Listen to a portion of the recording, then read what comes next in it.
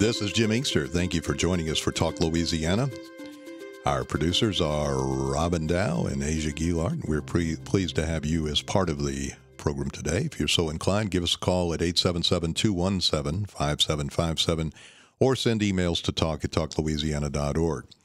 We begin with State Representative Mandie Landry, District 91, New Orleans, as Tyler Bridges and James Finn report in today's Advocate in Picayune. After a day of high drama and emotional outbursts from spectators, the legislature struck down Governor John Bel Edwards' veto of a ban on youth access to gender-affirming health care, aligning Louisiana with a growing list of states that have restricted medical treatment for transgender people. But Republicans also failed to overturn Edwards on 24 other vetoes, mustering overrides on two other bills in the House, and then fell short of the two-thirds majority needed in the Senate. So one big win, a few losses, and a day of drama at the Capitol. And Mandie Landry, a few weeks ago when we talked with you, you were of the mind that lawmakers would opt not to come back, but they did. And this time around, they did not go home empty-handed. But what was accomplished, if anything? Was this a success or a failure in your estimation? I mean, I guess you could say it was a success in the sense that it could have been worse. It certainly could have been worse. We started yesterday with most of us thinking that we were only going to do the 648, the anti-trans healthcare bill. That kind of seemed to be what the sort of general consensus was. And instead, the far right wanted to go through, all of their 25 bills. And luckily, some of the authors, 25 bills that the governor vetoed, and luckily, most of the authors chose not to hold a vote on them. And for the majority of the rest, the House did not send it to the Senate. We ended up sending 3 bills over to the Senate, which was 2 more than we thought we would send. And the Senate only agreed to override the 1. So could have been worse, which is terrible, but that's the truth.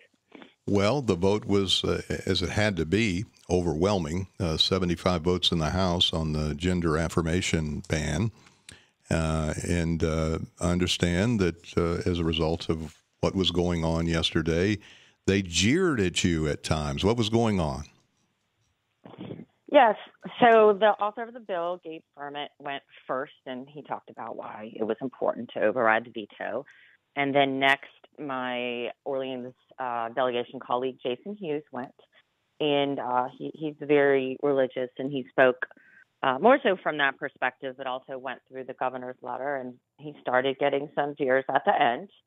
And the speaker quieted them down, and then they really got loud when I went up there. And I'm still not sure. I went back and watched it. Was it something in particular I said, or just that I was up there? But I wouldn't go further until the speaker told them basically if they didn't shut up, he was going to escort them out. It's really rude. I mean, they have the right to be there, and I respect that right, and I would defend that right if they were, if the speaker said they couldn't be there. But they have to listen to what we're saying too, just like I have to listen to them when they email or call my office or stop me in the Capitol. Well, the report in the Advocate is the vote was 76-23. I've seen others saying it was 75-23, but well over the 70 votes that is the two-thirds. And this is with some lawmakers not voting or not present. And then in the Senate, it was 28-11, which is 3 votes more than what, well, it would have taken 14 to stop it, and the governor only got 11. But in the House, all Republicans voted to override the governor, along with 7 Democrats, Robbie Carter, Travis Johnson, Darrell Roy Adams, Pat Moore, Chad Brown, Mac Cormier, and Dustin Miller. So it was, from that perspective, bipartisan, and a similar bill was passed in Arkansas, and it has already been struck down by a court. Do you think this will meet the same fate, Mandie Landry? Probably. It should meet the same fate with whatever happens ultimately with all these bills. And I say ultimately is they may all go up to the Supreme Court. And with our current Supreme Court, we're not sure what's going to happen. The reasoning is sound, and the governor went through it in his letter, and I've looked at it as well, is this stuff, there's no evidence medical evidence or any whatsoever that this is not safe care. So what it's doing is taking away parental rights, but it's also discriminating by gender because it's not preventing. For your listeners, you may not know what an intersex child is. For an example, an intersex child is someone who is born with DNA or genes or reproductive parts that are not like the rest of ours. And so they must use puberty blockers and other medicines. And so these bills are discriminating against the trans children for health care that other children do receive. So I think the arguments are sound. Whether the Supreme Court will agree or not is another question. Well, it's a case in which the legislature showed its might. The governor, by the way, will be here at 2 o'clock today for his show, and he's not happy about it, but he ended up also being overridden on the congressional remap, and of course the court has ruled, and when I say a court, it's the U.S. Supreme Court has ruled in his favor in that case. Do you think the governor handled this admirably, or could he have done more?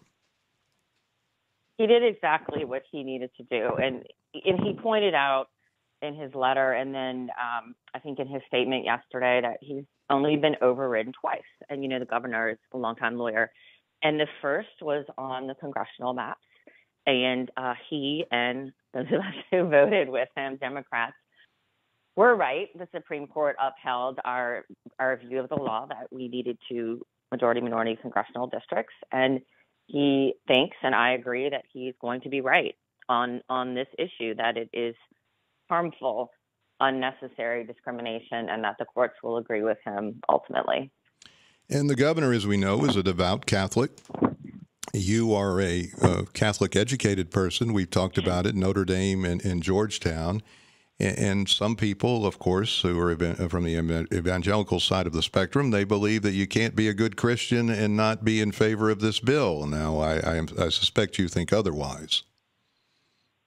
It's the same people who are trying to control others and scare people and using religion as a weapon. I mean, I joke a lot in my regular life and at the Capitol that I'm a fan of hippie Jesus, the Jesus that helped the poor, the homeless, and didn't judge, and people who are telling someone they're going to hell because they don't support a piece of legislation are malicious people. And no, I don't agree with that, and I know the governor doesn't, and I don't even think my colleagues who voted for the bill would agree with that.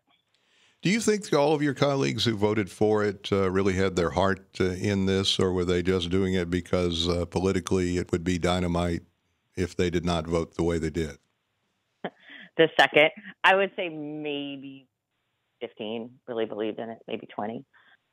But the political might of these far-right groups is strong. And I talked about it in my floor speech because it happens every year with these culture war issues, whether it's CRT or bathroom bills, or this year it was trans health care. These outside groups come in and they pour this money in and they try to primary people, and they harass and threaten my moderate Republican colleagues just to the point that they kind of throw their hands up and give up. And it's really awful to see how much power these national groups have over our little state. And I don't know why people allow them to do this.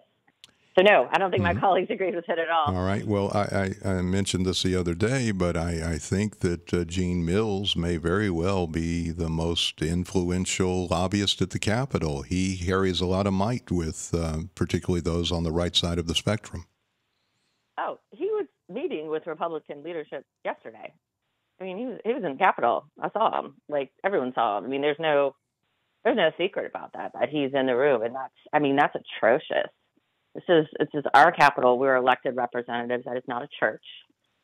Those are different things. I don't go into his church and tell him what he has to preach, or any pastor for that matter. But he has an extreme amount of power.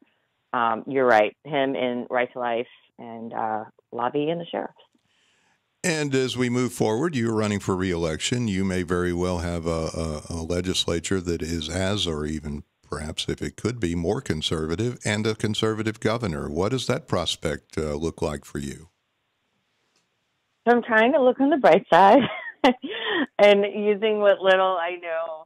Well, I guess I should say what recent knowledge I know about politics is that it seems more and more when there's one party or one group in power that they eventually start to fracture. And we've started to see that in the legislature the past couple of years, and I see it in New Orleans, that there starts to be a lot of infighting when there's too many people in the power group. And I hate to say that this is a silver lining, but if there is a far right governor in there, which there probably will be, I have to hope that the legislature will start to assert its independence even more than it has these past few years.